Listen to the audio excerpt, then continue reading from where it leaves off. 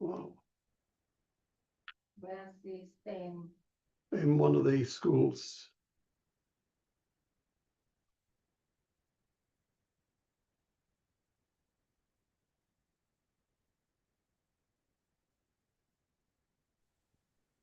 Hello, everyone. Good Thank evening. you for coming. Good evening. Oh, that's Cherish too. Cherish is the one of the judges. Hello. Yeah. Hello, everyone. Hello. Hi. Glad to see you again, Mike. Thank you. Long time. Yeah, long time no see. Why have you been playing truant from school? Okay,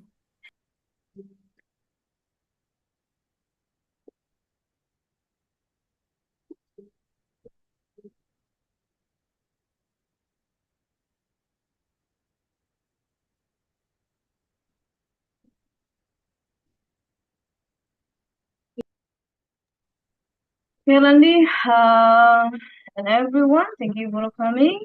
As today's events, we have Randy as the master of ceremony. So I think, are we complete, Randy? Sure.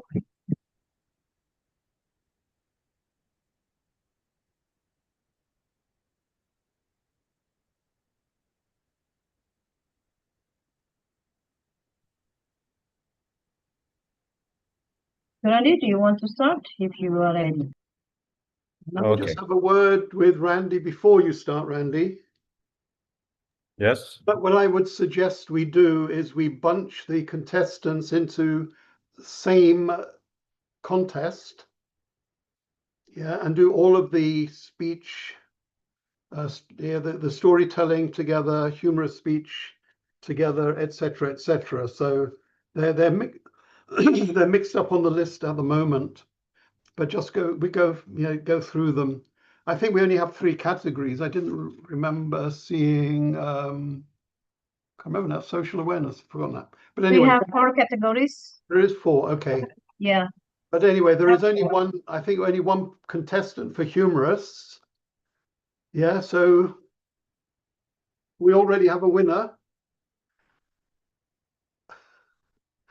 But we will go through the process of doing a judging. And what I again have agreed with my co-judge is that we will not tell you today who's the winner. Yeah, because we need to make sure we get it right. Is this being recorded? Can we have a copy of the recording of this meeting? This Please? is live stream to YouTube. I will share the link as soon as Okay, you possible. can share the link so we can watch it afterwards. Yep. So that we can have another look at people, their performance. So that would be my recommendation. We start off with humorous, with just one contestant. And then I think there was storytelling. Let's have a look. I forgot, was it 2 for storytelling?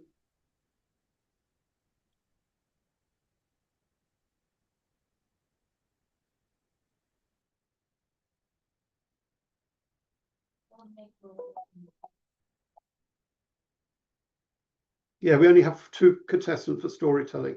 So let's do the first one is humorous, and then we'll go on to Vincentius is storytelling, and then let's do is humorous, and then we have storytelling is Francisca. Hi, Francisca, and Fabianus is storytelling, and then we can do the others afterwards. Can we have a gap between the contestants and check with Charissa and I that we're ready, that we are ready? We will tell you when the next contestant. Normally we allow 1 minute between contestants, but I suggest to give us a little bit of time to judge them. Let us decide when we are finished, and then we will go on to the next contestant. So it may be a little bit slower in the beginning, but hopefully it will work out really well. So let's take it away. Randy, over to you. All right then, thank you, sir. Good afternoon to all the participants of the selection competition. My name is Randy Stanto, and today I will be the MC of today's selection for AgoraCon 2026. This selection is held at 15th May 2026, starting from 4:30 p.m. And without any further interruptions, let us begin. Starting with our first speaker, Mr. Vincencius Julio. I'll hand the mic over to you then, sir.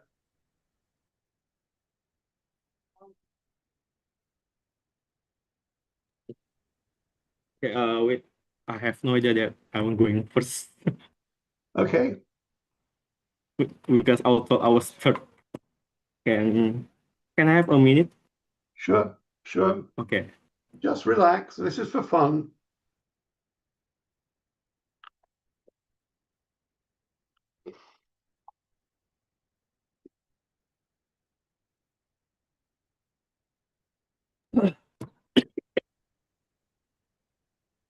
All right. Thank you, Randy. Can you guys hear me? Yes, we can. All right. And we can see you. Okay. Good afternoon, everyone. Good My name afternoon. is Vincent. Today I would like to talk about something very interesting and also very confusing for me.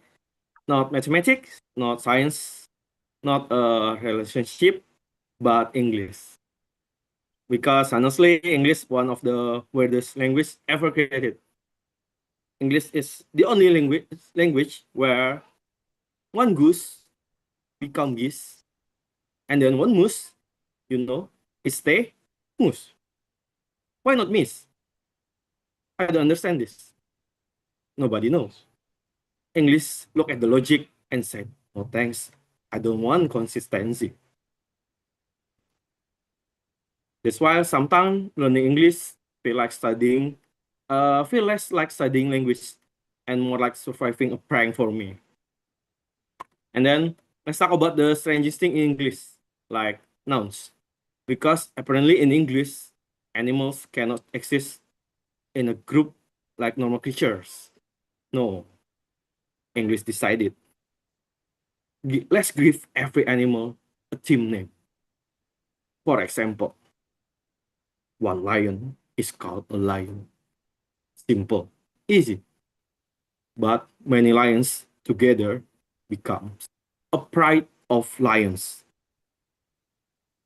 A pride? Why pride? Who look at a lion and thought, yes, this cat clearly has dignity and bravery. I will come and bow down to them. And English even became even more dramatic. A group of crows is called a murder of crows. A murder. Who named this?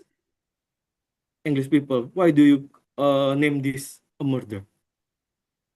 Image being a beginner learning English. You are peacefully walking in a park.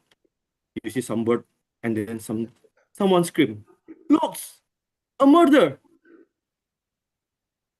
Sir, I came here to study vocabulary, not investigate a crime. And then we have an owl. A group of owl is called a parliament of owl.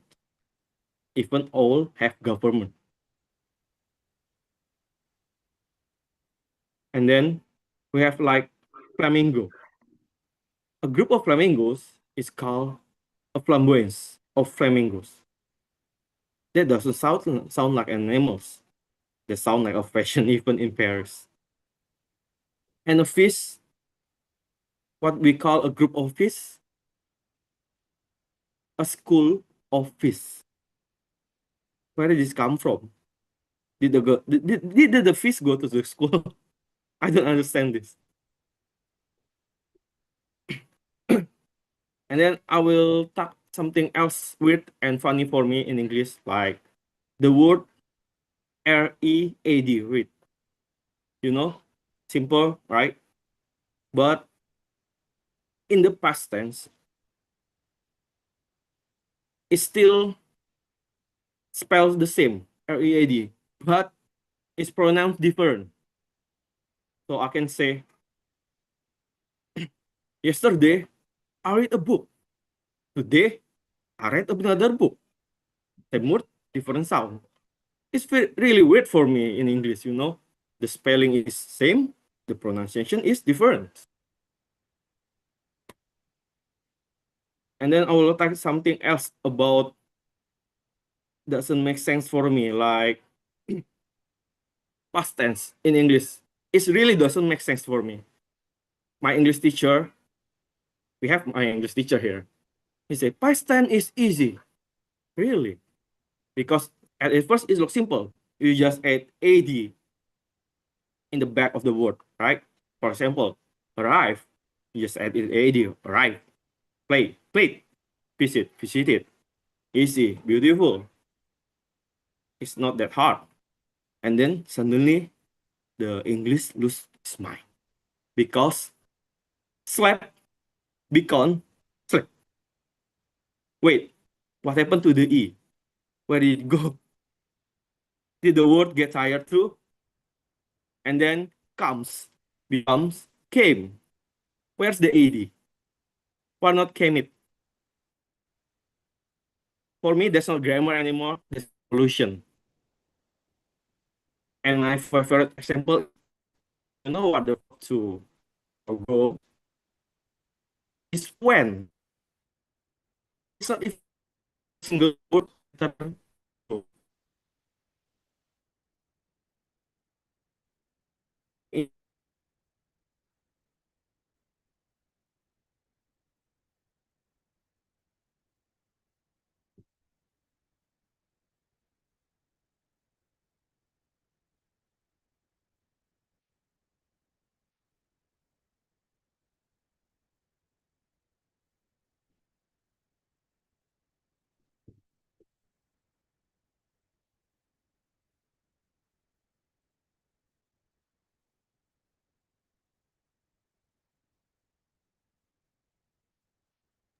It seems that Mr. Vincent has lost connection for the moment.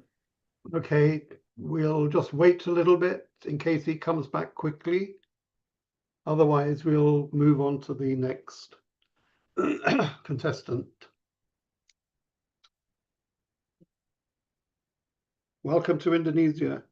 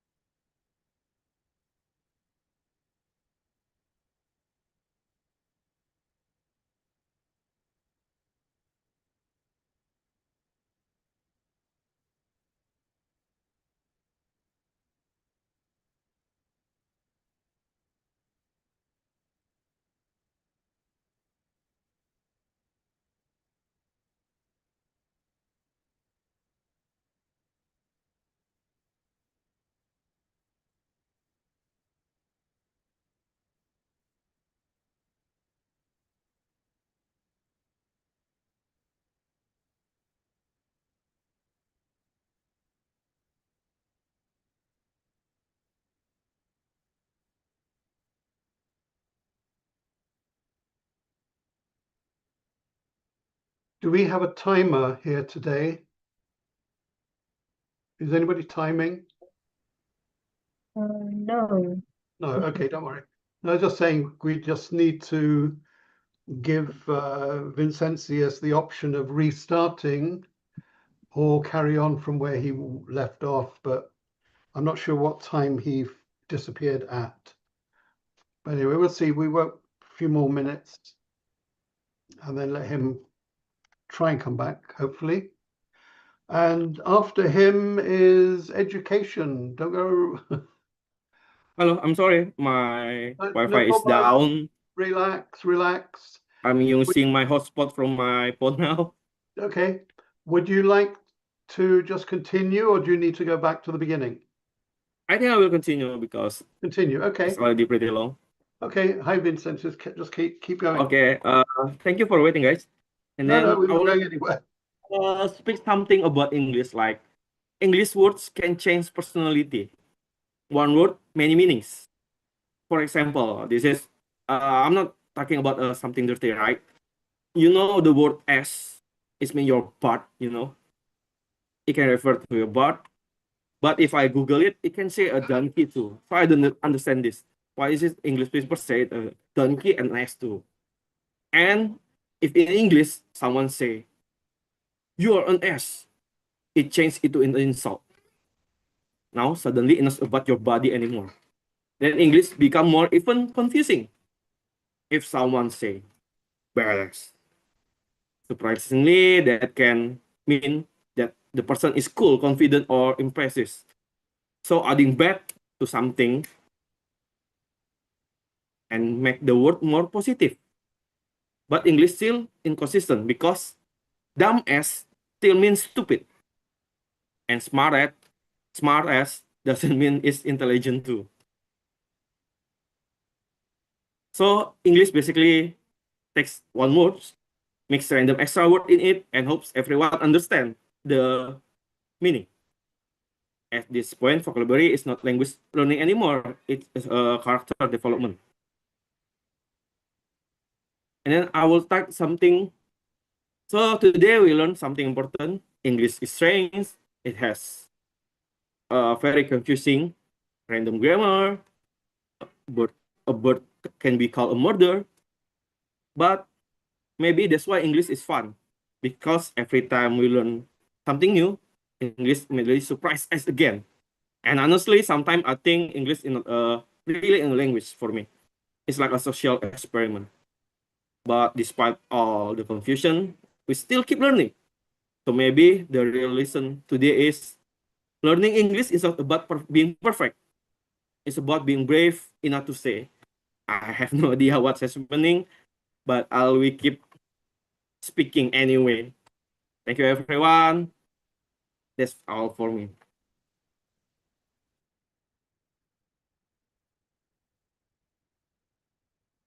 Okay, well done, well done. Okay, just give us a couple of a minute or two to finish our scoring. Randy, please entertain the audience. Erna, you are the next up. Education will be the next topic. No, I thought that I'm the last one. No, again, congratulations, another winner. I think you're the only one in education.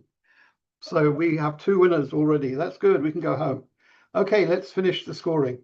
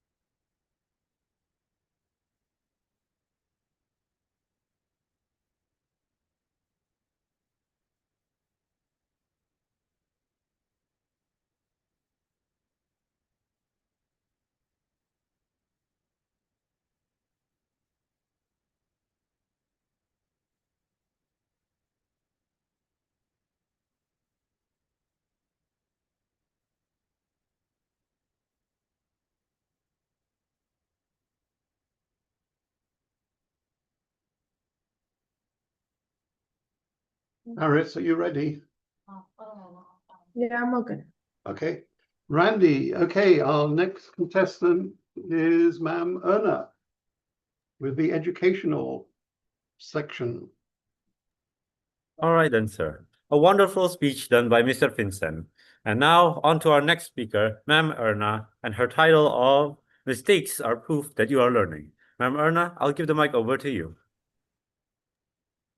Hello, thank you so much, Randy. Okay, hello everyone.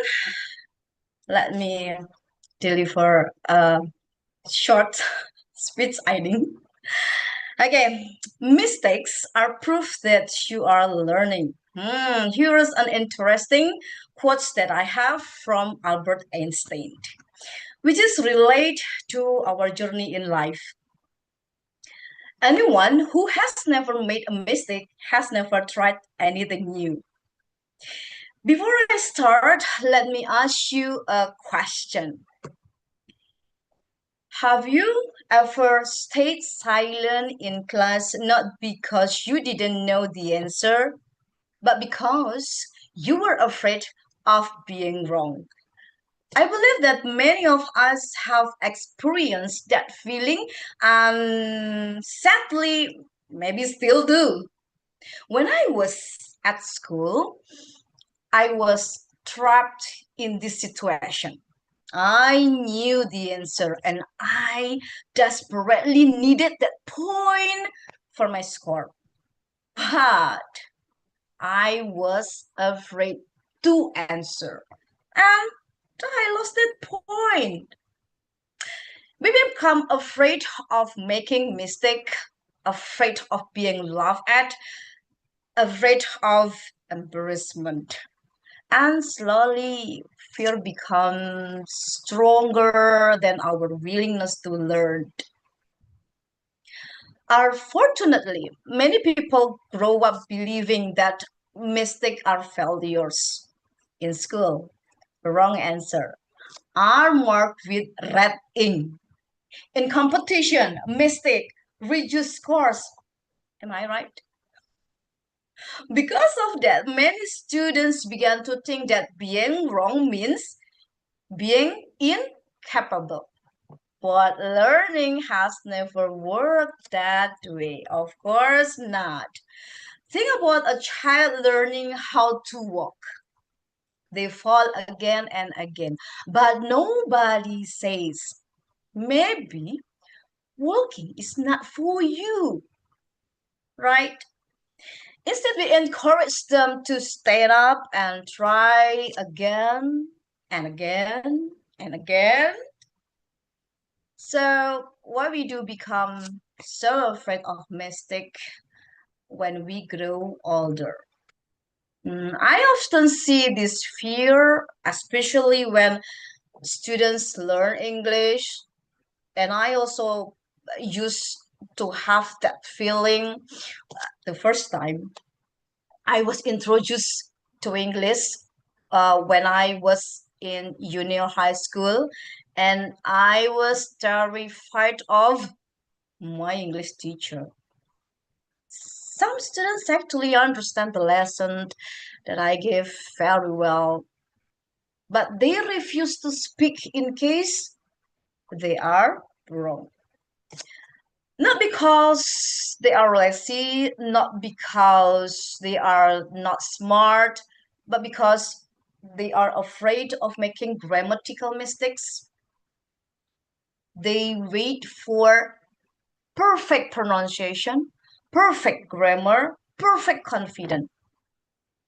But you know it, perfection is not the beginning of learning. Mistakes are. I remember seeing students become nervous whenever they had to speak English in front of others, especially in front of the classroom. Their voice become quiet. Some avoided eye contact. Some simply smiled and said, I can't.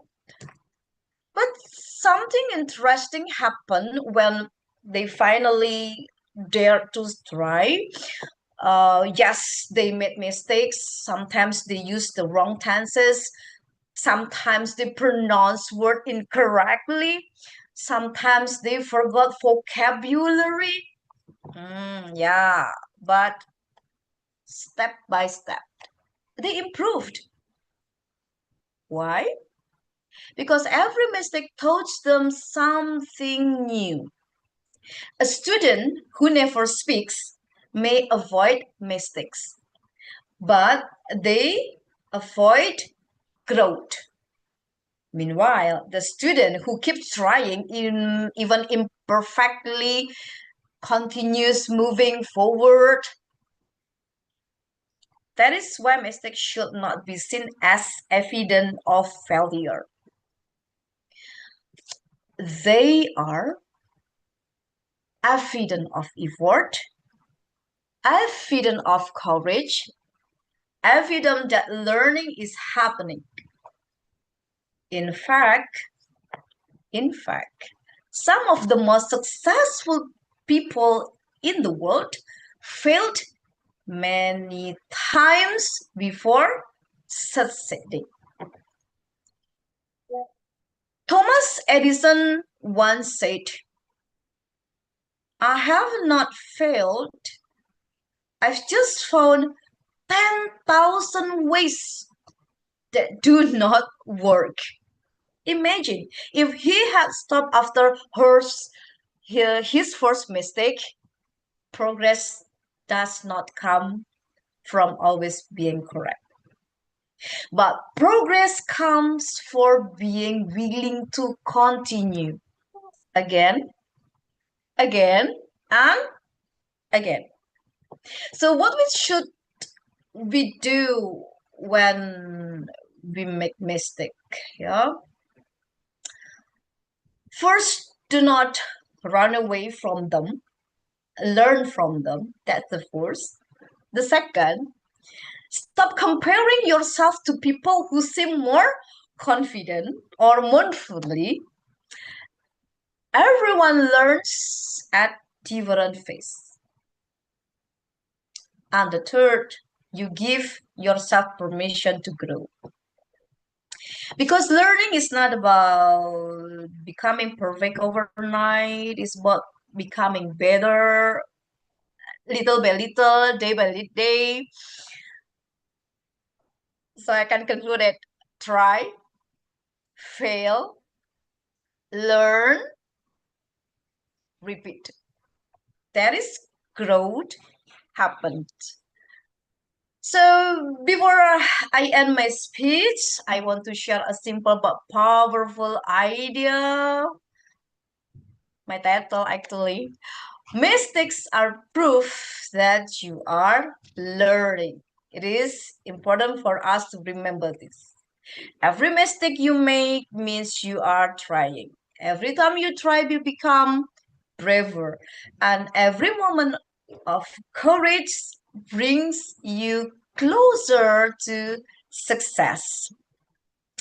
So don't be afraid of making mistakes. Instead, be afraid of never trying at all, because mistakes are not proof that you are failing, but they are proof that you are learning.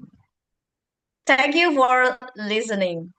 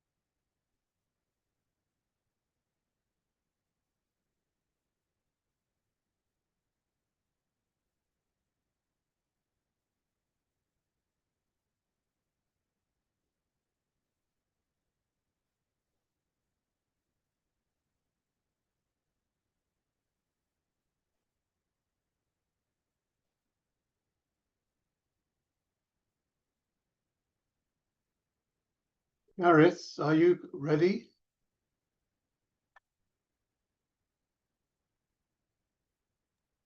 Hello, sir.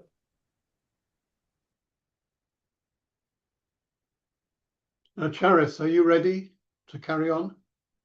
Okay. Thank you, Randy. Let's move on now to our third category. And if we just start at the top of the list, let me just get the sheet in front.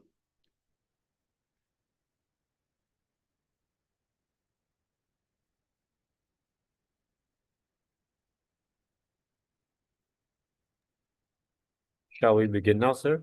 Yeah, let's carry on with social awareness and just start at the top. Yeah. So Should we Natalia, start off with social awareness or storytelling, sir? you just we'll start at the top. Just do social awareness, so we can start with Natalia, and we'll work Okay, we'll work down the list. I see. I understand, sir. Thank you, ma'am, Erna, for that very relatable speech, very interesting speech about how mistakes are a proof of that we are learning. Now, on to our next speaker, Miss Dea, with her speech title of Music for Healing, a voice for mental health awareness. Miss Dea, I'll hand the mic over to you there. Thank you, Randy, for the opportunity. Greetings, everyone. Today we live in a world that moves fast, too fast. Deadlines, expectation, social pressure, and the constant comparison on social media have quietly built a generation that looks strong on the outside, but is often struggling on the inside. Stress, anxiety, burnouts, even depression are no longer rare issues. They are part of our everyday reality, especially among young people. Yet, despite how common these struggles are, many people still suffer in silence. Why? Because mental health is often misunderstood. Because asking for help is sometimes seen as weakness. Because not everyone has access to professional support like therapy or counseling. And this is where my topic begins. Music for healing, a voice for mental health awareness. Ladies and gentlemen, healing is often associated with something physical. When we are sick, we take medicine. When we are injured, we seek treatment. But what about emotional wounds? What about the pain we cannot see? The truth is, healing is not only physical. Healing is emotional. Healing is mental. Healing is human. And one of the most powerful, accessible, and universal forms of healing we have is music. Think about it. Music has always been there for us. When we are happy, it amplifies our joy. When we are sad, it understands our silence. When words fail, music speaks. Music is not just entertainment. It is expression, connection, and sometimes survival. Studies have shown that music can reduce stress, lower anxiety, and even improve mood. But beyond science, we all know this from experience. A single song can bring comfort in the darkest moments. A melody can make us feel less alone. Now, you can imagine this. A teenager overwhelmed by the academic pressure, feeling like they are not enough. A young person battling anxiety but afraid to speak up. Someone who cannot afford therapy, who has no safe place to express their pain. And for them, music is not just a playlist. It is therapy. It is escape. It is healing. This is what we call music therapy. The use of music to support emotional and psychological well-being. Around the world, music therapy is used to help patients with trauma, depression, and even those recovering from loss. But here's the important part. You don't need to be in a therapy room to experience its benefits. Music is one of the most accessible forms of healing. It doesn't require money. It doesn't require permission. It only requires openness. In a world where access to mental health service is still limited, especially in many communities, music becomes an alternative bridge to healing. However, awareness is a key. We cannot rely on music alone if we continue to ignore the bigger issue. Mental health should not be a hidden topic. It should not be something we whisper about. It should be something we talk about openly, honestly, and without judgment. Because awareness is the first step to change. So what can we do? First thing first, start listening, not just to music, but to people. Sometimes someone doesn't need advice, they just need to be here. Second, use music intentionally. Create playlists that calm you, motivate you, or help you to process your emotions. And let music be your safe place, not just a background noise. Third, break the stigma. Talk about mental health, normalize conversations about stress, anxiety, and emotional struggles.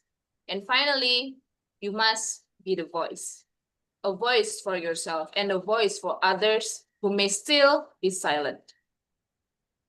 Ladies and gentlemen, music may not solve every problem. It may not replace professional help, but it can open the doors. It can start conversations. It can remind someone that they are not alone. And sometimes that is exactly what healing begins with. So next time you put on your headphones, remember this.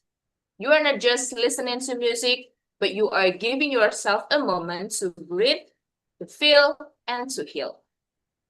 Because in a noisy world full of pressure and expectations, music becomes a quiet voice that says, "It's okay, you will get through this." Let us not underestimate that voice. Let us use it, let us share it, and most importantly, let us turn into awareness. I think that's all about my speech today. Thank you very much for your kind attention and greetings, everyone.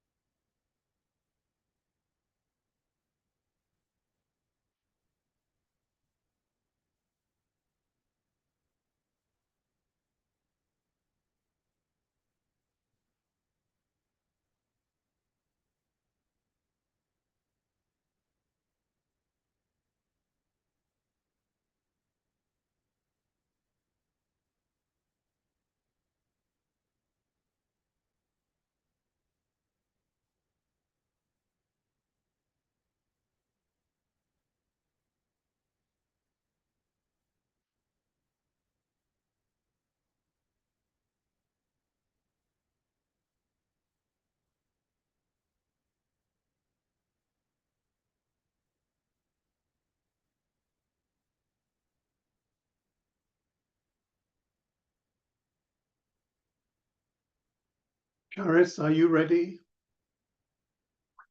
Okay, Randy, we're ready for the next. Please. All right then. Sorry to intrude, Mr. Mike, but Yeah. may I ask that we go on to Miss France first because she needs to do her speech first. hang on, what number on the sheet is she? What, France? Number 1. Hang on. Natalia was number 1, I thought, on my list, but anyway, let me have a Oh. look. Let me just have a look. Miss Francisca Indiarti. I apologize for saying that full name.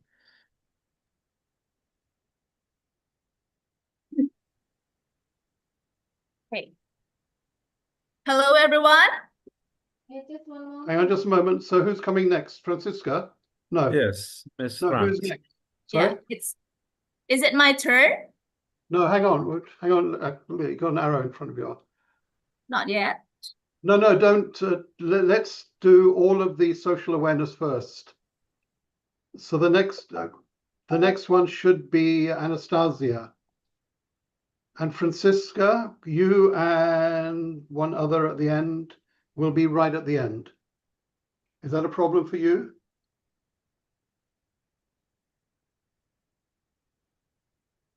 Francisca, Yes, Mike. is it okay if we do storytelling right at the end? So it would be you and Fabianus would be the last two to speak. Yeah, frankly speaking, if it's possible, I want to be the next because I have another activity after this, Mike. But Okay. if it's possible, Well, everything's possible. We just need to know. So, Charis, we will now move to storytelling. Okay. And we will carry on with storytelling and finish that. So Fabianus, you will be number 3 to speak. And then we will go back to social awareness. Is that okay with everyone? Mhm. Yeah, okay. Okay, Randy, take it away. All right then, thank you very much for that absolutely captivating speech. Now let's welcome Miss Franz as our next speaker alongside their speech titled The Spirit of Nganggung. okay, thank you so much, Randy. Thank you, everyone. Well, hello, everyone. I am Francisca Rindiarti, and I am here to tell you a very inspiring story that gives you a little bit insight of one of the local wisdoms existing in Bangka Belitung province, Indonesia. Well, the title of my story is The Spirit of Nganggung. I hope you enjoy it. Well, on a bright day, the morning sun had just risen over our village when I heard the familiar sound of people talking outside. It was not an ordinary morning. It was the day of Nganggung, a tradition in my region. You know, as a child, I used to think that Nganggung was only about food. I would watch my mother waking up before dawn, carefully cooking rice, fish, vegetables, and sweet cakes. Meanwhile, my father would prepare the large tray in which all the food would be put into it, enclosed with a colorful food cover. You can see? Okay. Oh, sorry. Yeah, this is the food cover, symbol of Nganggung, actually. Yeah, it's colorful. Well, you know what? I only waited for the moment of eating all the food together. However, as I grew older, I began to understand that Nganggung was much more than a meal. That morning, my grandfather called me to walk with him. He carried the tray carefully on his shoulder while I walked beside him. Along the road, I saw our neighbors doing the same thing. Old men, young fathers, mothers, and even children were all moving in one direction. They carried something, the same as my grandfather did. Why do we always do this? I asked my grandfather. He looked at me and smiled gently.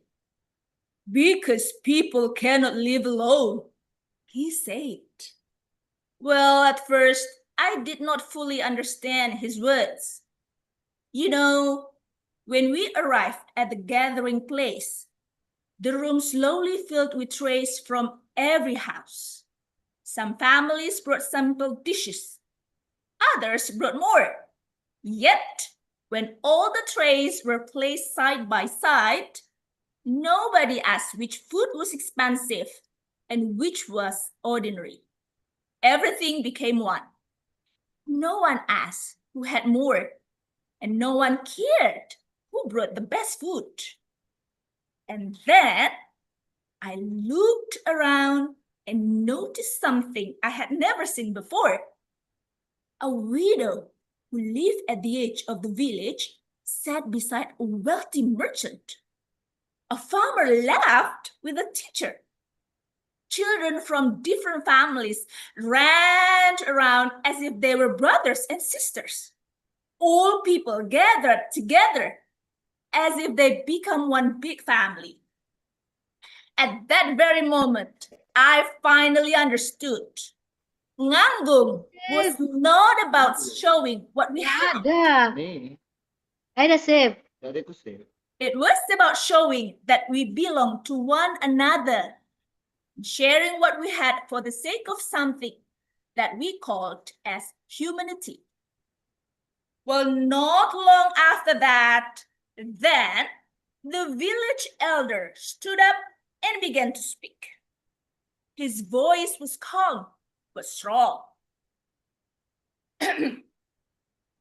Dear ladies and gentlemen, life is not only about ourselves. There are days when we are strong, and there are days when we need help. There are times when our tables are full, and there are times when someone else's table may be empty. But if we keep the spirit of sharing, no one will ever truly be alone, he said. Slowly, his meaningful words stayed in my heart. After the prayer, the food cover was opened. The smell of warm rice and fresh dishes filled the room. You know what happened next? Yes, people began eating together. Well, my grandfather placed food on my plate, but then he pointed to an old man sitting quietly in the corner. Bring him this food, he whispered to me. I walked over, feeling a little shy. The old man smiled when I handed him the plate. Thank you, he said. It was only a simple act, but for some reason, it felt different. For the first time, I felt that I was not only receiving from Nganggung, I was becoming part of it. That day changed the way I saw our tradition. Now, whenever I hear the word Nganggung, I no longer think first about rice, fish, or cakes. I think about footsteps walking together. I think about hands carrying not only food, but kindness. I think about hearts meeting without pride, distance, and walls. And I remember what my grandfather said. People cannot live alone. That is the true spirit of Nganggung. The end. Well, dear audience, this story teaches us that the tradition of Nganggung depicts togetherness, sharing, and caring for one another. That's all my story. Thank you so much for listening to it, and thanks for your kind attention.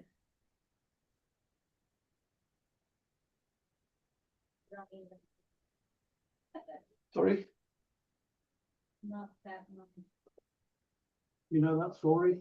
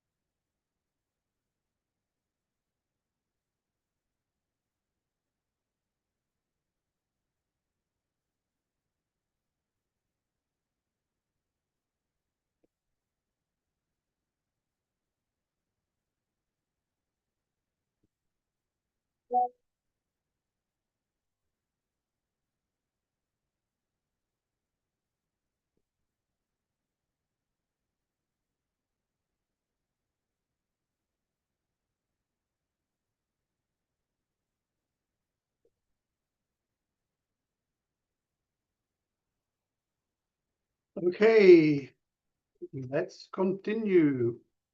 Randy, are you there? Yes, sir, I am here. Okay, so let's have the next storyteller, which is nearer the bottom. Our next storyteller. Where's Mr. Reagan? Hmm? Hang on, just looking. I see. Storytelling. Fabianus Reggio Moro, Yes, sir. number 11. Are you ready? Okay, I'm ready, sir. Back to you.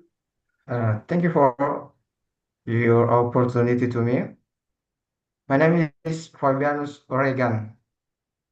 Let me tell you my stories about a regency of East Flores. The littlest Eastern Jewels, a tale of Solor, Adonara, and Larantuka. At the easternmost tip of Flores Island lies East Flores Regency, a hidden paradise combining natural beauty, history, and culture. Its three precious gems are Solor Island, Adonara Island, and Larantuka City. Solor Island offers peace at Oriang Beach with white sand and clear waters. Lion fortress, built in the 16th century, stands strong here as a silent witness of the peace trade era.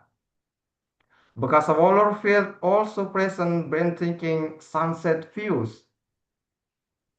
Not far away is Adonara Island, known as the Island of Thousand Hills.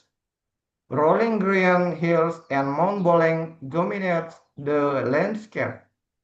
Highlights include Watan Penny Beach with unique rock formation and Orang Barang Beach, famous for its exotic red sand.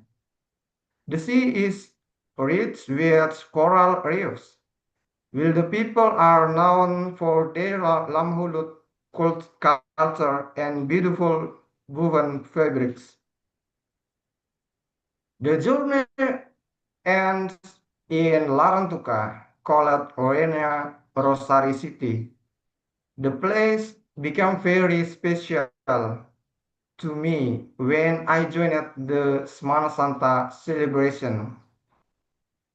That morning, the sun rose shining over the sea. Thousands of pilgrims gathered at the harbor since dawn. We sailed toward Rowido town. Silence filled the air as the state of Tuan Ana was brought out from the chapel and placed onto the main boat. The sea procession then began. Hundreds of boats followed slowly shore Tuan Ma Chapel. During the journey, there was a sudden boat collision that startled us, but thankfully no harm was done. Peace quickly returned as prayer etched across the water. Upon arrival, something wonderful happened. The sky was bright, yet soft rain began to fall. To us, it was the true blessing from heaven. The stone was carried reverently into the chapel. I realized then this Semana Santa is more than just tradition. Is it a living proof of faith and culture unity of Larantuka people? Its Flores is truly a beautiful story. Solar gives us historical peace. Adonara amazes with nature, and Larantuka touches hearts through its faith. Together, they create such beauty that everyone who visits will always long to return. Thank you for attention. That's my story.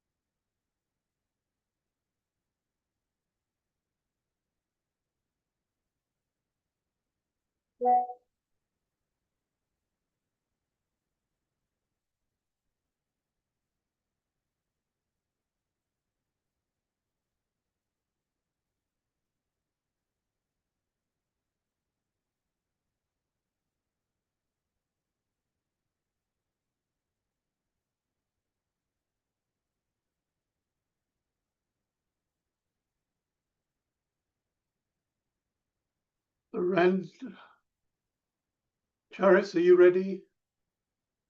Good. Okay, Randy, we're ready to move on. So I suggest we go to number 3, Anastasia Levita. I'm sorry to intrude, sir, but may I suggest that Miss Elisa and Miss Jelly go first because after this they have an activity at a seminar. Okay, what was their names again? What numbers are they on the list? For my list, they are number 7, but her name is Miss Elisa. Elisa, yeah, is 7 on my list. So let's have Elisa next then. All right then. Thank you very much, Mr. Regan, for your wonderful storytelling. We will now move on to our next speaker, Miss Elisa, with the title of Loving Yourself in a Judgmental World. Miss Elisa, I will give the mic to you. Okay, thank you, Randy. Okay, good afternoon, everybody. And for today, I hope all of us here in healthy condition.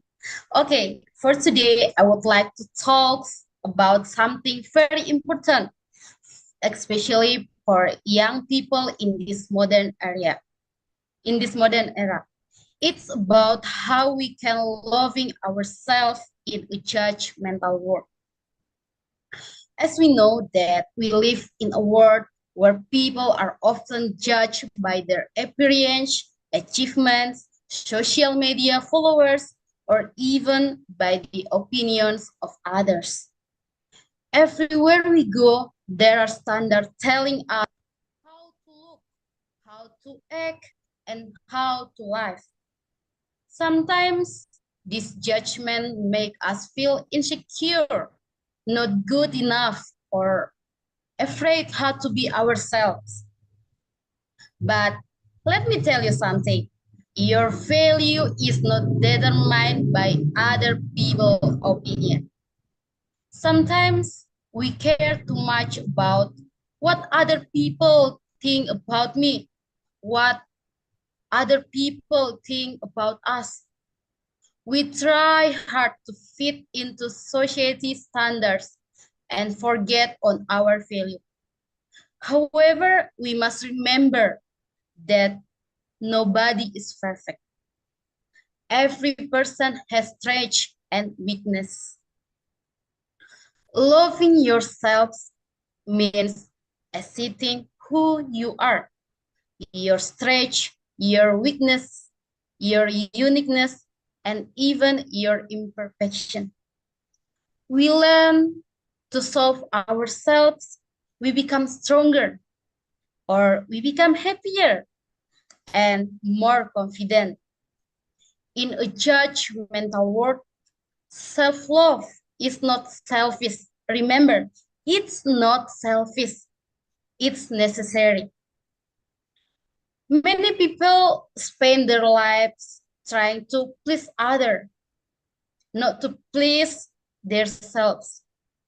They hide their true selves. Because what? Because they are afraid of being judged. However, no matter how hard we try, we cannot satisfy everyone. There will always be someone who critique us. Whatever we do, there is someone will critique us. That is why we should be focused more on becoming the best version of ourselves, rather than seeking approval from others. Remember, ladies and gentlemen, everyone has their own journey. Comparing yourself to others only steals your happiness.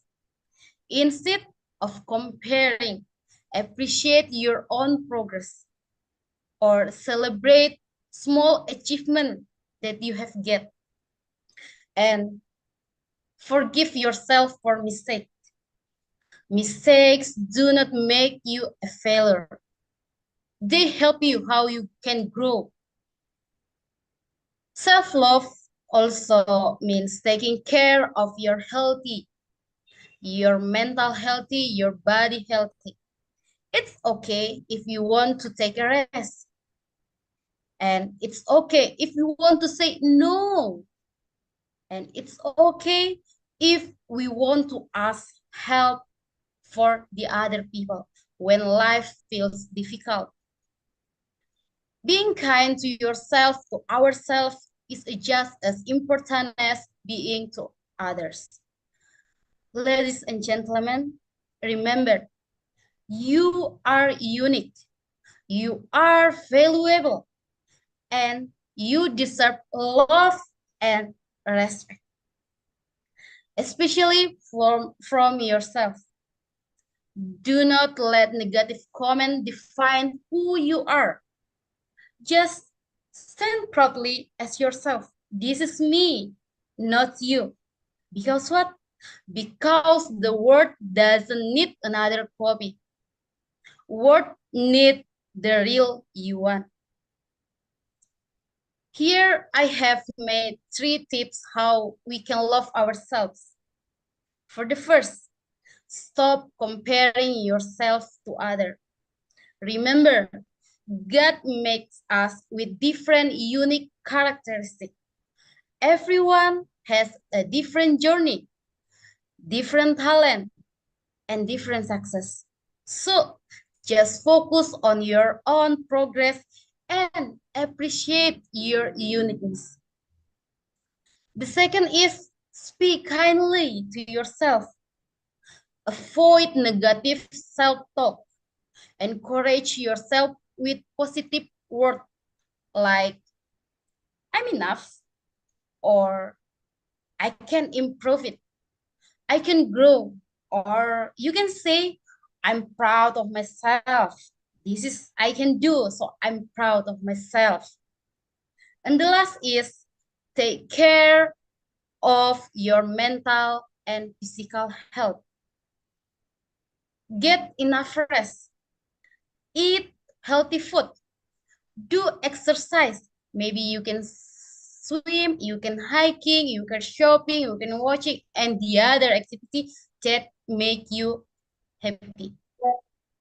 And give yourself time to relax. A healthy body and mind help build self-love and confidence.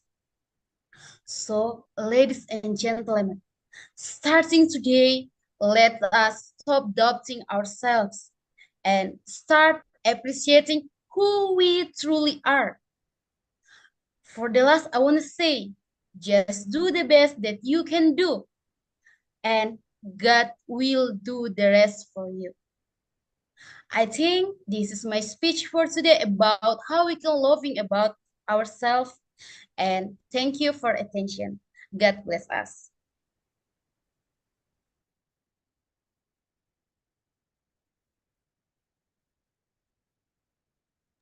Thank you, Miss Elisa, for that very valuable speech about self-worth.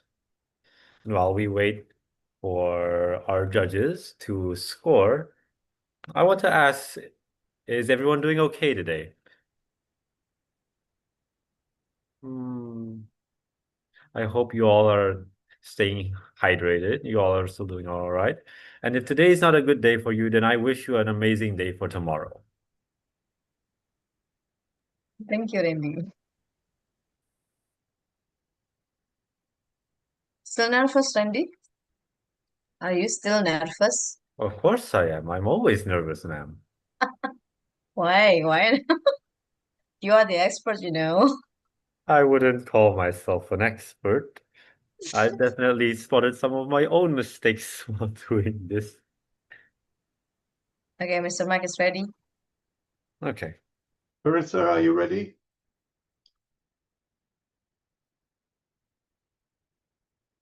Karis?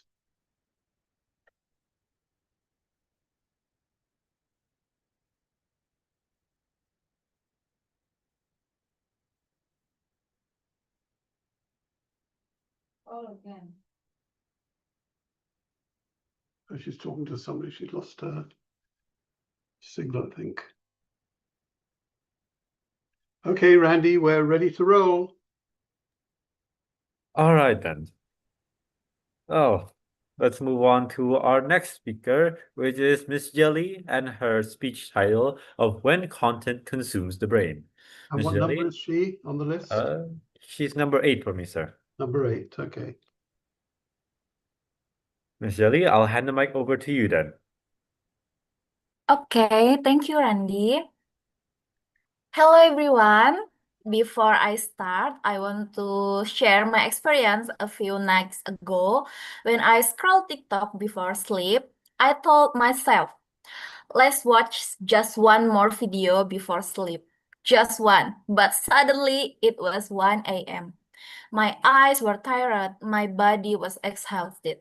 But somehow, I kept scrolling, video after video, sound after sound, like my thumb moved automatically, but my mind felt empty. And maybe some of you have felt the same way too. Today, I want to talk about something that sounds funny on the internet, but it is actually very serious in real life. When us stop consume content, instead, that content itself start consume us. That is brain rot, like a fruit rot. The frightening thing is that fruit rot doesn't happen instantly. It happens quietly. And honestly, I think the same thing can happen to our mind. We live in a world where content never stops. The moment we wake up, we check notification. While eating, we scroll. Before sleeping, we scroll again. Our generation is connected 24 hours a day, and honestly, technology has given us many beautiful things. We can learn anything in seconds. We can stay connected with people we love. We can share ideas, creativities, and dreams. But somewhere along the way, many of us stop using content. Instead, that content itself starting using us. Brain rot is not something you can see physically. It happens quietly, just like a fruit slowly rots from the inside. Brain rot slowly affect the way we think, focus, and feel. It happens when our minds become too tired to focus, when reading two pages feel harder than watching 50 short videos, when silence become uncomfortable because our brain are addicted to constant stimulation. And the saddest part is sometimes we log all day online, but still feel lonely inside. Our minds are become crowded, but our hearts are becoming empty. We know every viral trend, but we barely know ourselves anymore. We can spend hours watching stranger online, but struggle to spend 10 minutes talking deeply with our own family. And little by little, we are losing the ability to be present, to think deeply, to feel fully, and to truly live. But today, I'm not to blame technology because porn are not evil, social media is not evil. What matters is how we use them. Like a knife that can prepare food or hurt someone, technology is the same. It can build knowledge or slowly destroy focus, peace, and mental health. That is why we must learn balance. Sometimes we need to stop scrolling and start breathing. Stop consuming everything and start choosing carefully. So let's not become a generation that is always online but emotionally disconnected. Let us become a generation that is smart enough to use technology without losing our humanity. Because if we are not careful, one day we might realize that we didn't only consume content, but instead the content consume us. I think that's all from me. Thank you. Back to Randy. All right, then. Thank you, Miss Jelly, for your very interesting and very relatable speech, as I know I myself have found scrolling from just one video till, oh no, it's 4 a.m. in the morning. What am I doing with my life? Thank you for that wonderful speech once again, Miss Jelly. And while we wait for our judges again, is there anything anyone wants to talk about? As we wait for the judges to score and get ready for the next speaker.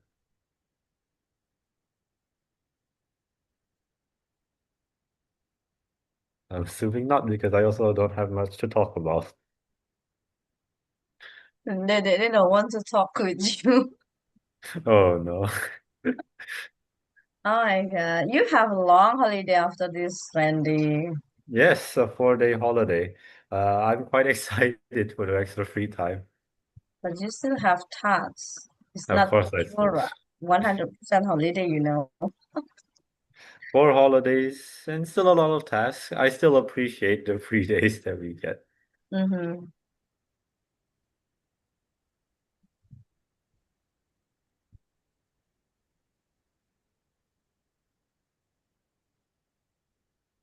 Right.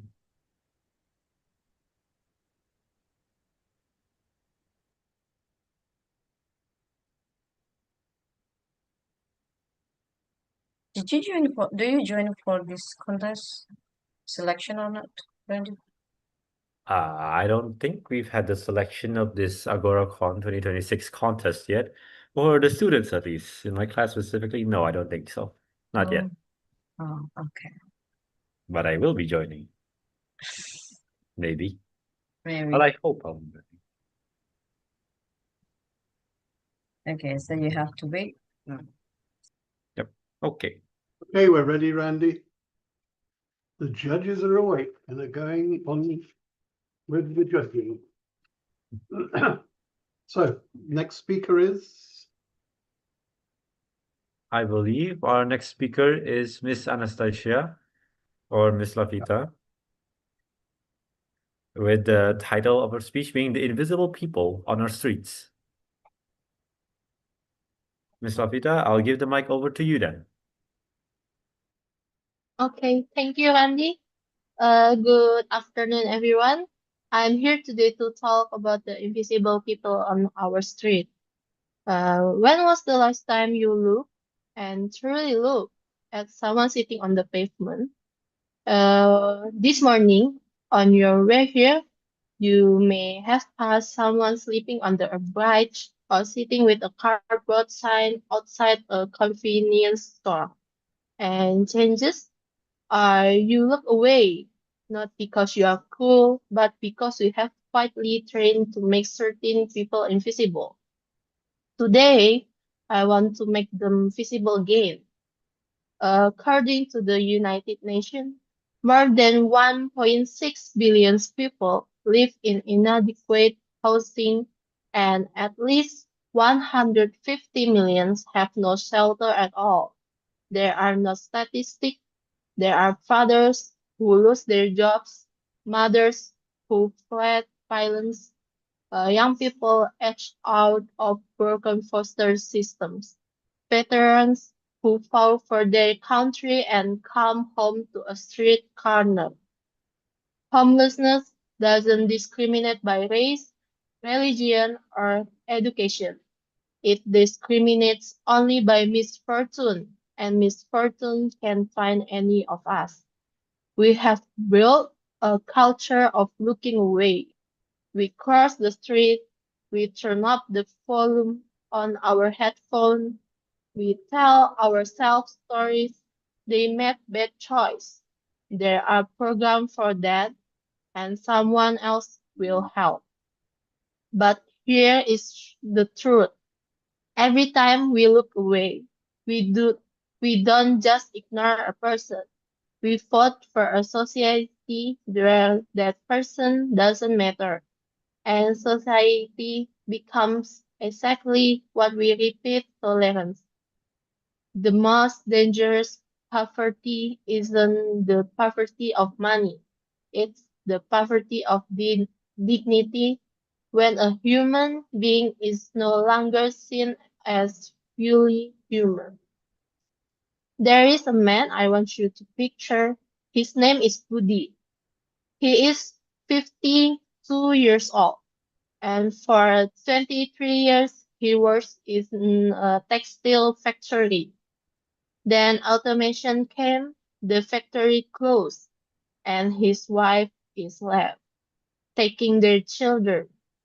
Within 18 months, Budi was on the street, and for one evening, a young woman sat beside him, not to give him money, but to share her lunch and ask his name.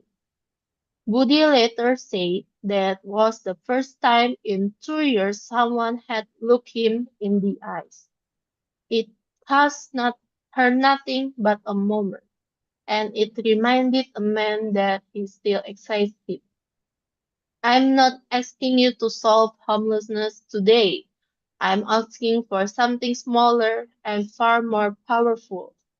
Look, make eye contact, and say good morning, learn one name, support one local shelter, not with pity, but with genuine solidarity.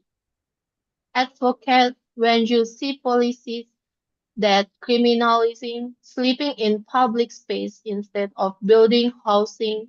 Speak up. Write to your representative. Volunteer. Donate, even a little, because systematic change begins with millions of small, deliberate acts of refusing to look away.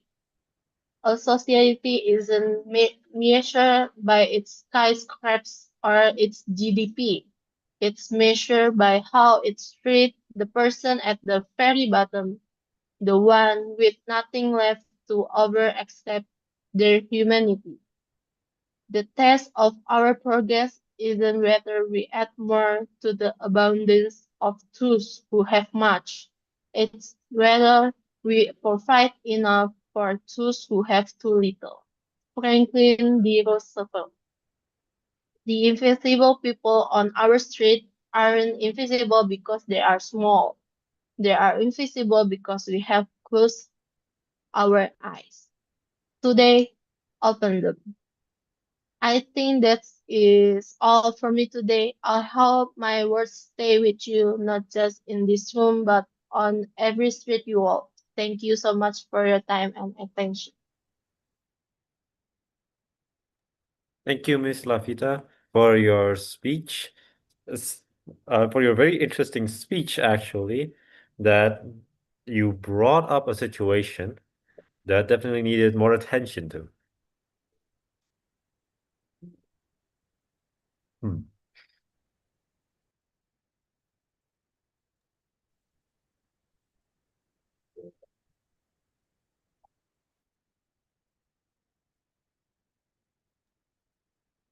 I want to say that I hope that I have not crossed any boundaries, and that if there is anything uncomfortable, that if there is anything you are uncomfortable with, please speak up about it, and we'll try our best to make sure you're comfortable in this meeting.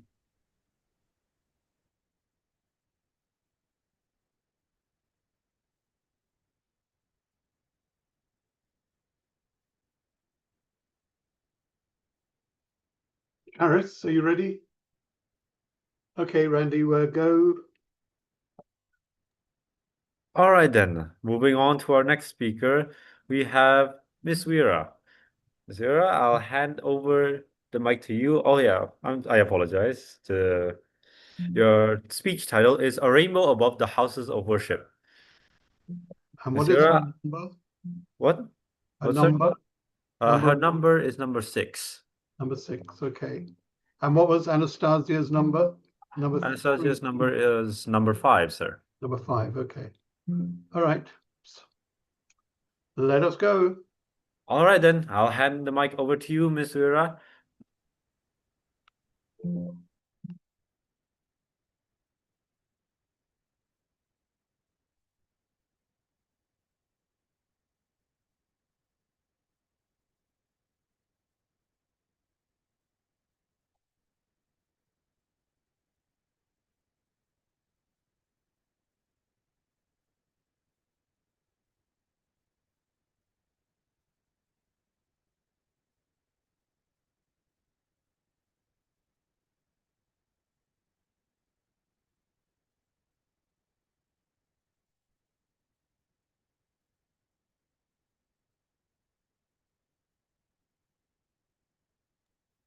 Hello, Miss Vera.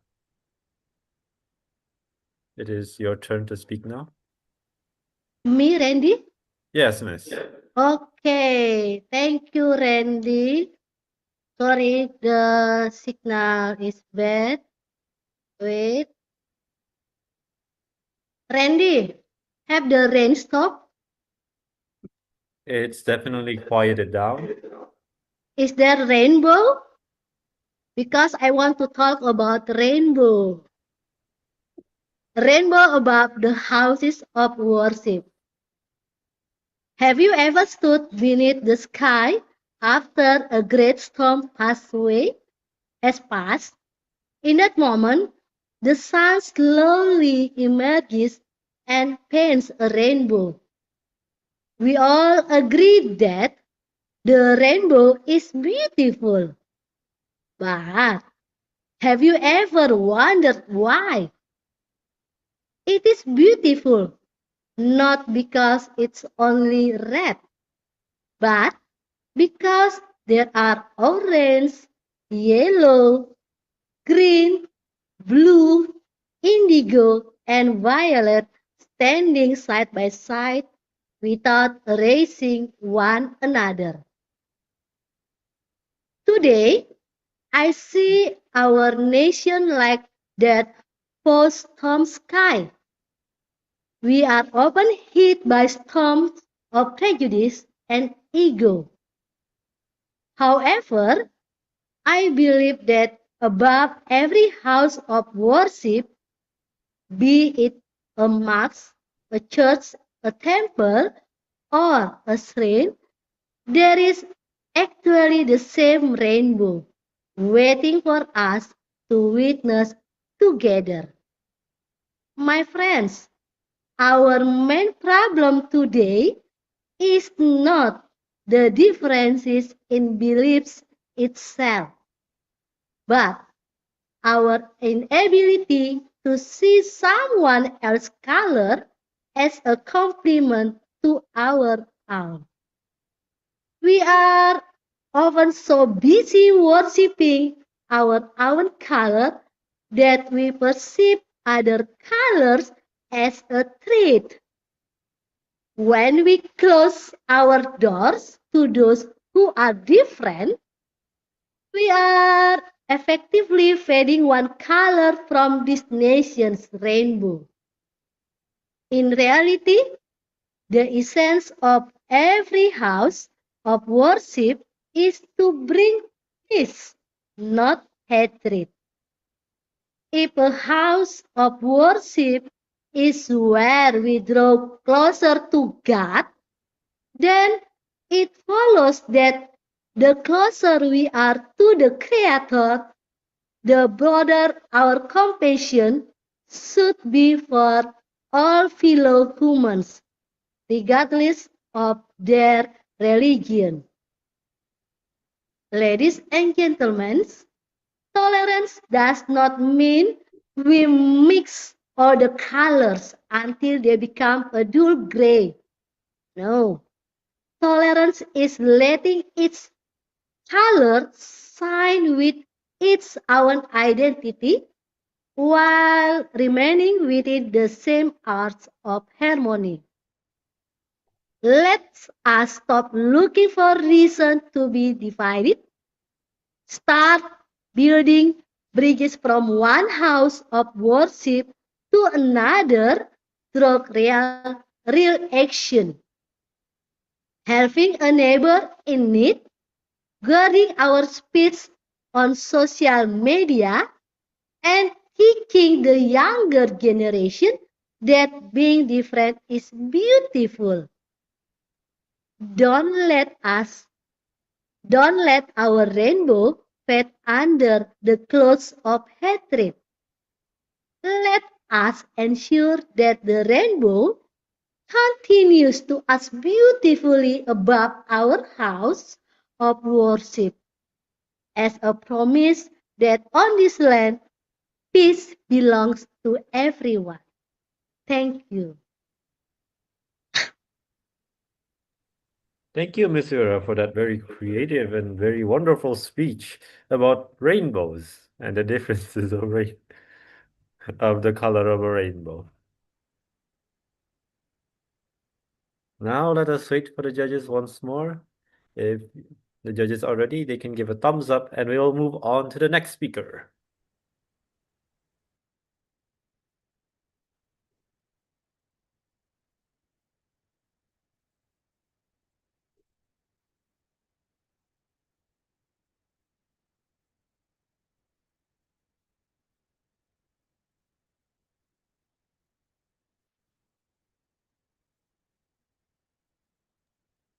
Maybe you can ask Memvira, Randi. Can you see rainbow? Yeah, you can ask her. Can you see rainbow too on the top of your house? Something like that. That's a very good question, Ma'am Ernest. How can you see? How can you see the rainbow right now? It's going too dark, you know. Yes, it's very rare to see a rainbow at It's 6 still p.m. raining, ma'am. I think the rain has stopped. You can ask back, Andy. Never mind. Well, I don't think asking that question will result in very much. Oh, the judges seem to be ready. I'll talk to them about it next Oh, time so then. you ready? Good. Okay, both of us are ready.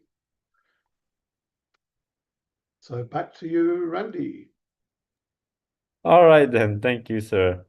Our next speaker is Miss Francisca Engar at the number 9 spot in my list. 9. Yes. Okay. Miss Engar, I'll lend over the mic to you then. Okay, thank you so much, Randy. Can you hear my voice clearly? Okay. Hello guys, greetings. Okay, before I start my speech, let me ask you simple questions. What is the first thing that most people do when they wake up? I think not praying, not drinking water, not even talking to their families, but yeah, checking their phones, checking about the notifications, checking about the message, checking about the views, likes, and followers, and many more. And honestly, that says a lot about our generations. Today, I want to talk about something that looks harmless but quietly affects millions of people every day. It's about the validations. Because nowadays, many people no longer live to express themselves, but they live to be accepted. We live in a world where being seen feels more important than being real. One good photo can make someone feel confident for a day, and one negative comment can destroy someone for a week. And yeah, that scary part is this has become a normal. Social media was created to connect people, but somewhere along the way, connections became comparison. Every day, we scroll through perfect faces, perfect bodies, perfect relationships, and perfect lifestyles. And after seeing all of that repeatedly, many people start asking themselves, why is my life not like that? Why don't I look like that? Why am I not enough? Without realizing it, we began measuring our worth using a numbers on a screen, which is more likes means more confidence, and less likes means less self-worth. Yeah, and that mindset is dangerous. Why? Because self-worth should come from who we are, not from how many people approve of us online. So, ladies and gentlemen, validation itself is not the problem. As a humans, we naturally want to appreciation. We want to feel loved, we want to feel accepted. But the problem begins when validations becomes an addiction. When we constantly need attention just to feel valuable, think about how many people delete photos because they didn't perform well, how many people edit themselves until they no longer look real, how many people smile online while secretly struggling offline. And then many people are no longer asking, am I happy? But they ask, do people like me? And yeah, that's heartbreaking. Because I think no matter how many followers someone has, insecurity can still exist. A viral post cannot kill loneliness. A filter cannot fix self-hatred. And online attention cannot replace genuine self-love. Sadly, social media often pressures people to become perfect. People are afraid to looking weak, afraid of being judged, afraid of not being interesting enough. So instead of being authentic, many choose to become acceptable. But yeah, trying to please everyone is exhausting because the internet will always want more about beauty, more about success, more about trust, more about perfections, and if we keep choosing validation forever, we may lose ourselves in the process. Ladies and gentlemen, not everything needs to be posted, not every moment needs public approval.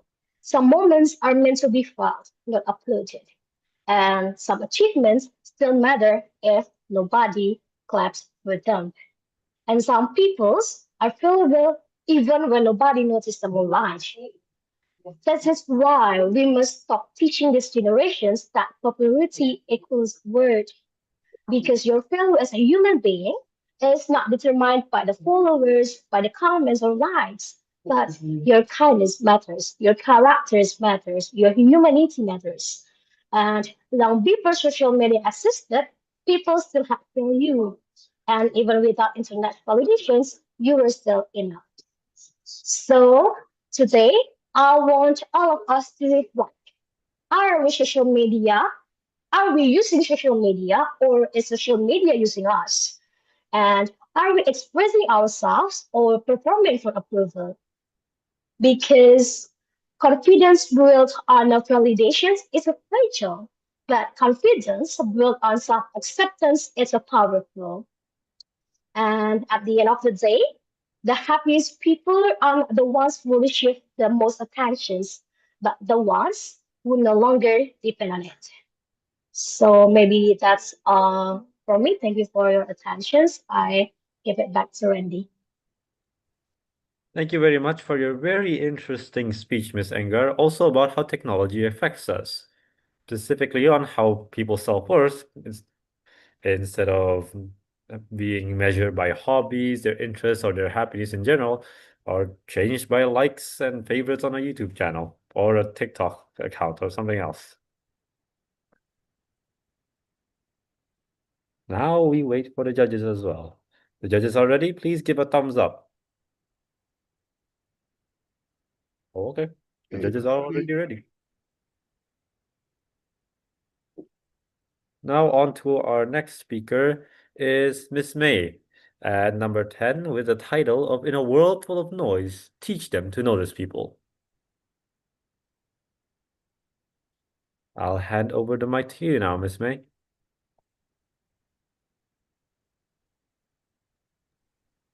I don't think that she is here. It doesn't seem like that Miss May is present in this meeting. Yeah. So we can go to the next speaker, Randy. All right, then, ma'am. And the final, I think. The final one at number 11, Miss Monica, with her speech title, Name the Cost of Silence. Miss Monica, I'll hand over the mic to you then. Hello, everyone. Can you hear my voice? Yes, we can. Okay, thank you, Randy.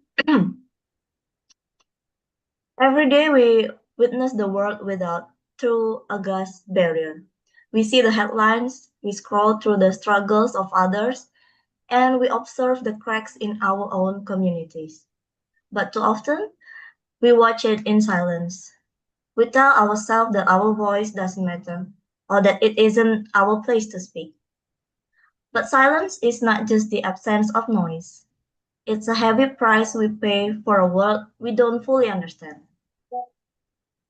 The cost of silence is disconnection, when we choose not to speak up against injustice, or even to ask the uncomfortable questions. We choose to remain strangers to one another. Silence builds walls. It creates a vacuum where assumptions grow and empathy dies. If we do not talk about the hard things like poverty, inequality, or mental health, those issues don't disappear.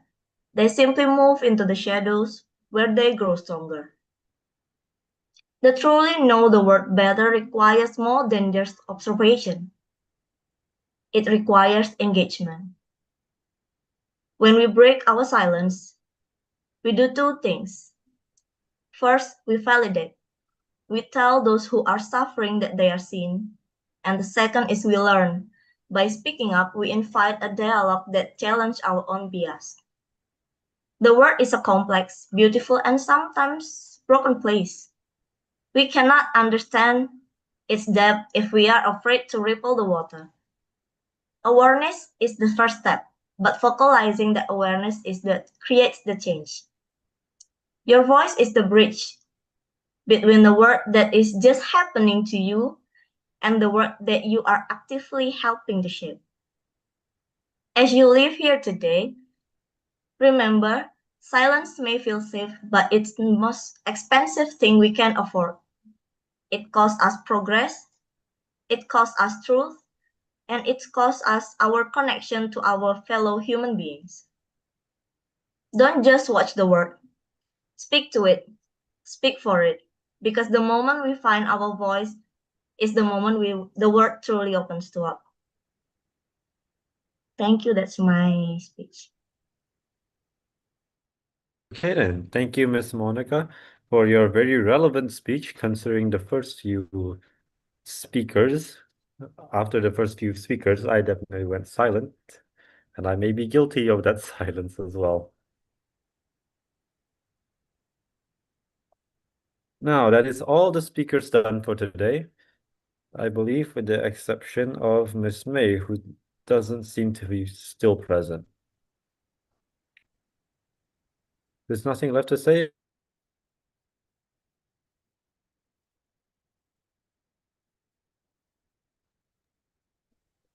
Ma'am Mira, can you contact Miss May?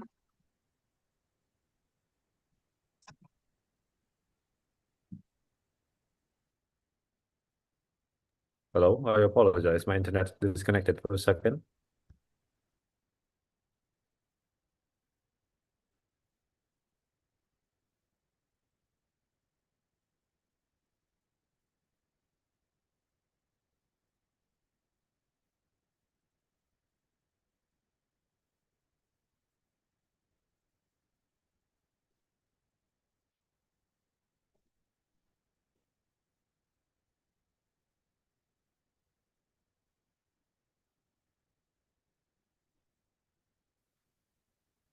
She is off, ma'am. Okay, so I think Randy, you can continue. I mean, this is the end of Yes, the I last believe. speaker. Yeah, the last speaker was Miss Monica. And then I handed the mic over to you and the coaches, or not the coaches, but the judges, ma'am, for any extra comments, any extra messages, as we seem to be about half an hour early, more than half an hour early. Don't worry, I can fill that easily, Randy. Oh, I'm okay. joking. I'm joking. I'll be done in 3 minutes.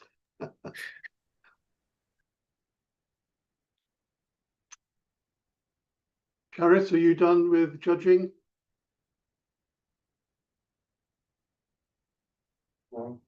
Charis, are you done? Yeah. Okay, good. Fantastic. Okay, so let us give some very general feedback on what we are doing at the moment here. And I'll start first, and then Charis can fill in afterwards. I don't want to shock her by pushing all the load onto her first. So I'm not being gentlemanly, I'm just being kind. Okay, so the contest is over, but this is just the beginning of your career in public speaking. We never finish learning. This really is cradle to the grave. We will keep talking. I'm 77 in a month's time, and I'm still learning technique, learning vocabulary even. So, it's amazing what you do learn on your road to success. And joining a contest is not about winning first, second, third prize at all, believe it or not. It is all about what do you learn by participating, by focusing your mind on getting into that contest with the intention of winning is what it's all about. Because what you learn, nobody can steal from you. And we're moving into very turbulent times in this world. AI on the horizon is already here. So what will happen in 5 and 10 years' time with our jobs, anybody knows. So we have to polish ourselves to be the very best version of ourselves that is available. My background, 45 years in human resources. I see a lot of problems coming in this world, and we need to take responsibility ourselves. You cannot rely on what was good 5, 10, 20 years ago being good in 5, 10, 20 years in the future, where maybe in the next 5 years, the world will turn upside down. So you've got to be prepared to really improve your own ability. And speech contest is one way of doing that. Things to learn in a speech contest, obviously, read the instructions. Very, very important. Find out what the judges are going to be looking for when they are judging. Judging is a very strict skill. We go by the book. We go by what's written, what's been circulated to the contestants and to the community. and we cannot show favoritism. So we really need to blinker ourselves to what we see now during the contest. And that's what we are judging you on. Not what you did last month, last year, what you might do with a little bit more coaching in the future, but what we saw today. And that's all it's about. And I was talking with Charis earlier. I've been judging for a long time. Judging is very subjective. I can judge the same performance today and in a month's time and come up with different scores. Nothing wrong with that. Maybe inconsistent, but we are judges and human beings at the end of the day. So the judges are judging on how they feel that day, what recent social interactions they've had with community about various items which were discussed. And we do the best we can. We don't have a lot of time to analyze each speech. I mean, we're listening as you're talking, we're judging as you talk, and then we have 1 or 2 minutes in between contestants to finalize our thoughts. So judging is not an exact science.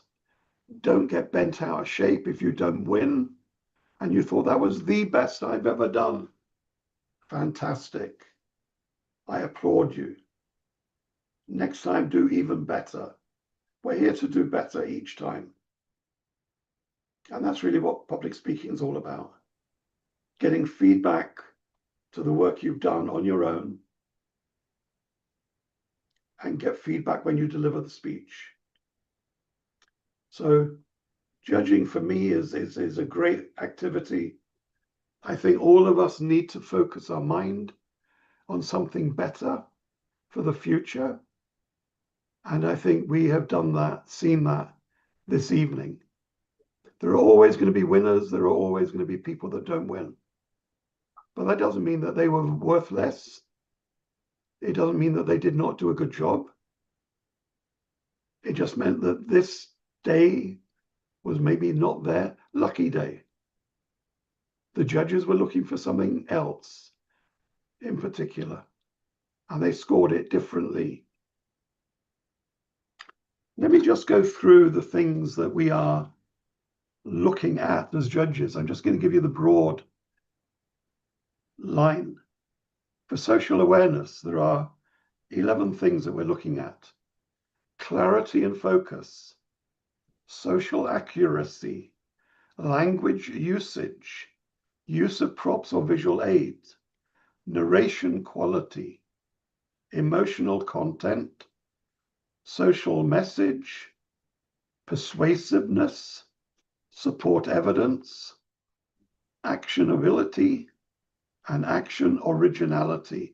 So very diverse.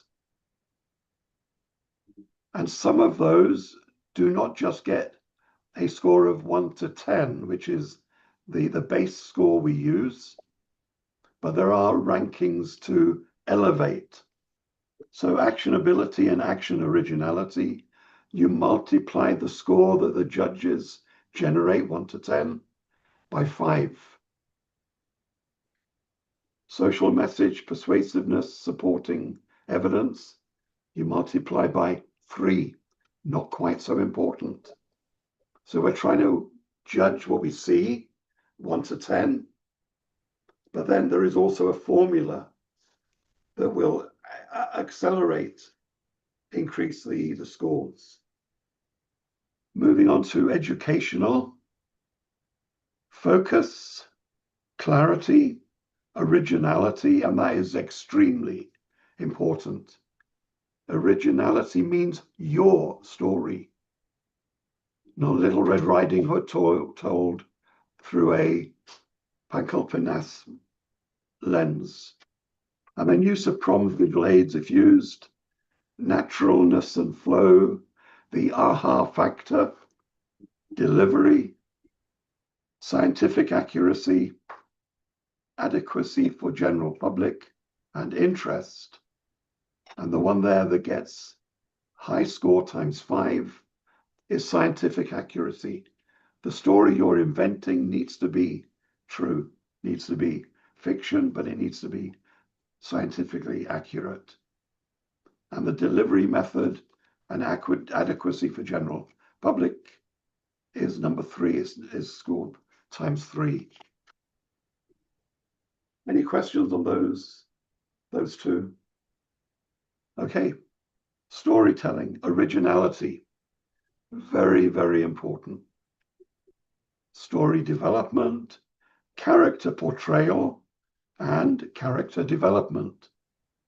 Setting and the context, use of language, narration quality, emotional content, story message, and universality. Does everybody understand? And humorous. Humorous doesn't need to be a joke a minute. It's not slapstick comedy. It just needs to be a story with some humor in it. So it's very achievable. All of us can do it. But we're looking for originality, structure and flow, language usage, use of props and visual aids, use of body language, richness of humor, the humorous content, and the audience reaction. So those are the things that the judges are scoring you a score of 0 to 10. And then for some of them, there is a universal multiplier to signify the importance of it. So some are multiplied by 2, some by 3, some by 4, some by 5. Okay, so that's really all I want to say this evening. Say we will conduct our calculations now, Karis and I, and we will submit them soon, maybe late tonight or tomorrow. So we'll see how late is late. Any comments, Karis?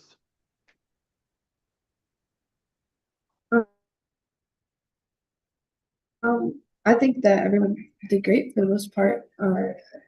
I really enjoyed listening to everyone's speeches, and then I would just say, like, as like an overview, it seemed like all the topics were really relevant, and like interesting and expressive to listen to.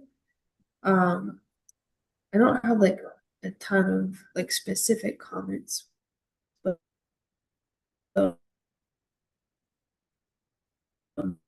more so as like good support for arguments. I think especially like in the social awareness and educational ones, like just like referring to specific examples and stuff, which I think a lot of the speeches did, and just like having like really applicable steps to it.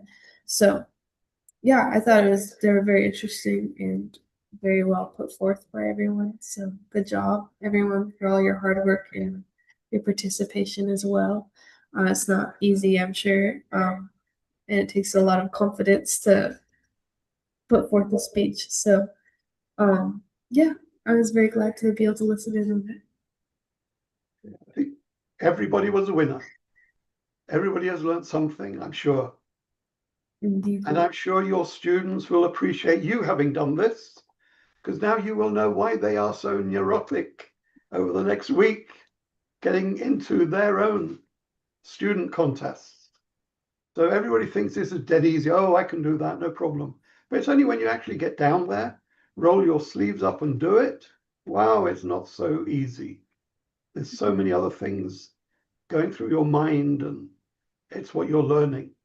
So thank you all for participating. Thank you, Ma'am Erna, for organizing this. Thank you, Charis, for being a co-judge. And it has been good fun. And that's what life is all about. Enjoy what you're doing. You never learn anything if you don't have fun. And as Ma'am Erna said, you don't have a good learning if you don't make mistakes. So please excuse us for any mistakes that we think or you think we might have made. I know not everybody can be first, but we'll do the best we can. So thank you much. Back to you, ma'am, Erna.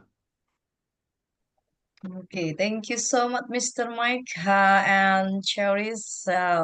We hope that we can get and result the best from both of you, no matter how it's it. I think that's all. Randy, everything is okay, everything is up, and everything is good. They also deliver very best speeches. Thank you for Mr. Mac and Cherise and everyone who supported this one. Again, Randy, back to you as the best MC.